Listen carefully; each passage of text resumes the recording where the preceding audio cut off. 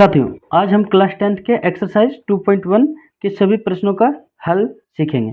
तो देखिए, इसमें आपसे पूछा जा रहा है कि किसी बहुपद px के लिए y बराबर px का ग्राफ नीचे दिया हुआ है। प्रत्येक स्थिति में आपसे px के शून्यकों की संख्या पूछी जा रही है। तो प्रत्येक स्थिति में px के शून्य कैसे ज्ञात करेंगे, ये बहुत ही आसान चैप्टर है, या फिर ऐसा कह सकते हैं 1 नंबर जैक बोर्ड में जो आपसे पूछा जाता है इस सवाल का, तो इसे सॉल्व करना बड़ा ही आसान है। 1 नंबर आसानी से आप ला सकते हैं। तो क्या है, आपको सिर्फ शून्यकों की संख्या बतानी है। तो देखिए, ये रहा आपका x एक्सिस, ये y एक्सिस। अगर x एक्सिस में कोई अन्य रेखा इसको जितनी बार प्रतिच्छेद करेगी, उसमें शून्यकों की संख्या कितना होगी, उतना ही होगा।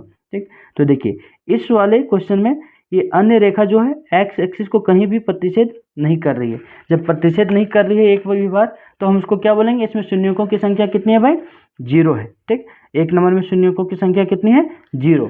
अब वहीं देखिए 2 नंबर आपके पास, ध्यान दीजिए, x एक्सिस को कितने बार प्रतिच्छेद कर रहा है कोई अन्य रेखा, तो एक बार प्रतिच्छेद कर रहा है। ये y एक्सिस को आपको काउंट नहीं करना, सिर्फ x एक्सिस में।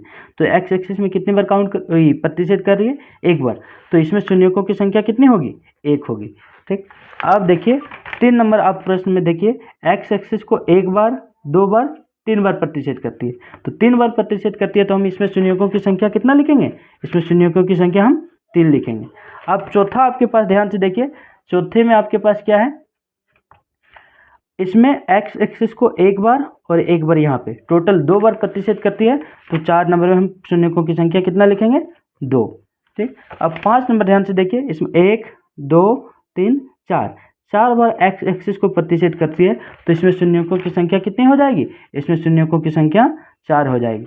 और एक आखिरी प्रश्न इसका, इसमें ध्यान से देखिए, 1, 2, 3, यानी कि एक बार प्रतिच्छेद कर रही है और 2 बार इसे टच कर रही है, तो भी आपको काउंट करना है, 1, 2, 3, टोटल 3 बार। तो इसमें शून्यकों की संख्या कितनी हो जाएगी, 3। इस प्रकार से आपका एक्सरसाइज 2.1 पूरी तरह से कंप्लीट होता है।